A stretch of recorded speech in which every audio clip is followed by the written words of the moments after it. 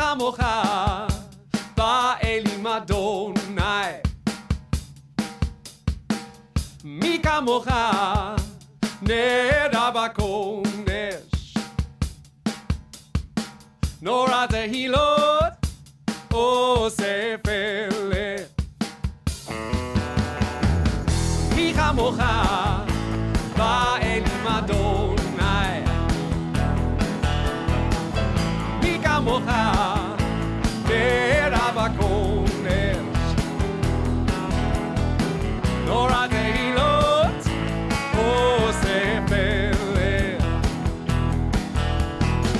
Umalkuto beratzon kibelu alehem.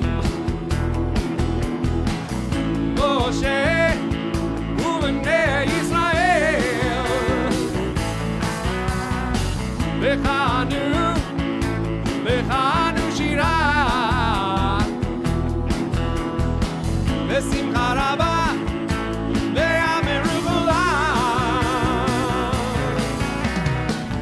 Mi kamocha ba'elim Adonai. Mi kamocha neda b'kodesh. Torah tehilot osef eleh.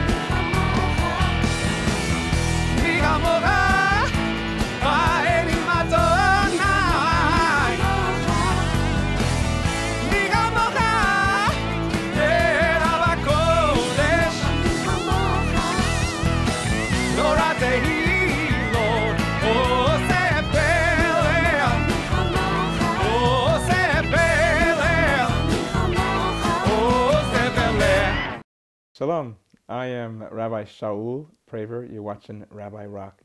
Today we have the great pleasure of having Rabbi Jason Van Leeuwan, who has just released a fabulous album that has won some awards, which I'm going to let you, he's going to tell you about that. And with no further ado, I welcome Rabbi Jason. Welcome to. It's great to have you here. I've been enjoying your CD, your songs. How do you get into the rabbinate? How did I get into the rabbinate? That's a long story. How much time do you have? The short version, Cliff Notes. The short version, I think something in me was always gravitated towards Judaism and involvement of Judaism. If you were to ask a psychologist, it would say it filled certain gaps in my life. I had a somewhat unstable childhood. My parents are divorced. I lived with my father. He remarried a Catholic woman, and my steps and I, we all lived together as one family, as a blended family. And that was a wonderful thing, the blended family, on a lot of levels. But because of my constantly changing situation, I think I gravitated towards constants in my life, and the constant was Judaism. Yeah. And I just really gravitated to it. I asked for bar mitzvah lessons 2 years before I needed to. Wow. And I just wanted to do it. And I volunteered. When I found out about Jewish camp opportunities, I said to my dad, I want to go. And we found a way to get me there. And I went to Camp Ramah for I think 11 summers. Wow. And I, went to Israel. I was involved in my USY and NCSY as president, chapter president at different places.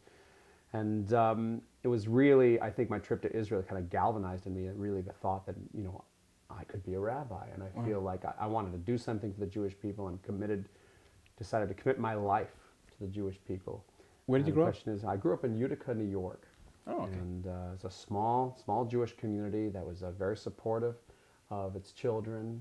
We had a small Jewish day school there, and I attended the Jewish day school. And the funny thing is throughout all the turmoil in my family life, I kept going to the Jewish day school, even after my family blended with this Catholic family. Yes. I continued to attend this Jewish day school. So I guess that was the constant in my life, and it filled certain gaps, and I found it very comforting and restorative. And I guess I felt a certain level of gratitude, and I wanted to give something back, and so I am. Well, what happened when your stepmother passed away? Something moved in you, I think. Yes. Well, my stepmother died of cancer when I was in college, and I was looking into a career in theater. I wanted to be an actor, famous star, whatever. Mm-hmm. And she got sick, and she passed away.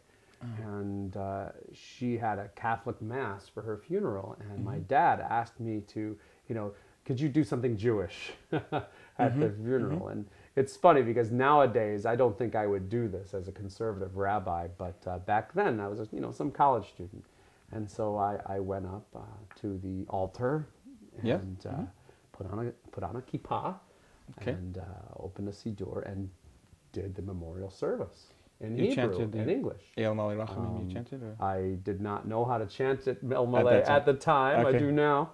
But I simply read everything and translated. The very funny thing happened afterwards. There were tears in everybody's eyes, and they were so moved.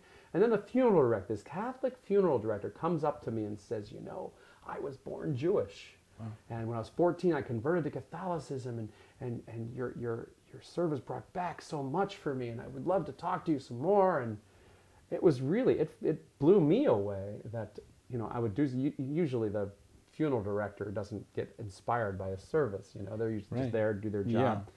Yeah. And I realized then the importance and how impactful ritual can be and how prayer can be. It can really reach deep inside a person, provide the kind of healing that decades of psychotherapy cannot. Wow. Do you love sermonizing from the pulpit? I love sermonizing from the pulpit. I love singing from the pulpit. I love getting off the pulpit and meeting with people. I love sitting there and when people are going through difficult times and kind of holding their hand and giving them a reassuring hug. I got into the rabbinate because I really wanted to reach people on a very deep spiritual level. Yeah. And I wanted to help cultivate a community of faith that they really felt that God was present in their life. And by showing gratitude to God, by following God's commandments, they could really bring redemption upon their circle, their small world as well as the world at large. And I've always had a strong affinity towards music and the arts. And, I listened to rock music, FM radio growing up, Led Zeppelin, Steely Dan, and the like. And I had a pretty normal taste in rock music, and I enjoyed chazanut as well, show tunes, and my parents would always sing. There was a lot of music in the family, and in the blended family too.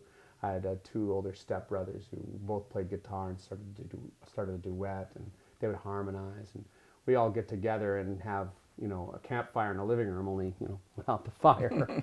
And so music was always a very important part of my life, and I've always incorporated music into my rabbinate. But I took a little detour. About 4 years into the rabbinate, I literally stumbled upon this opportunity to work as a chazan for a conservative congregation. They were looking for a part-time chazan. I was teaching in a day school at the time and just looking for a little extra work. And so I did weekends and high holy days with them. And I just fell in love with it. I felt feelings I'd never felt before. Like these two loves of my life suddenly became one love. And at the same time, they offered me this position full-time.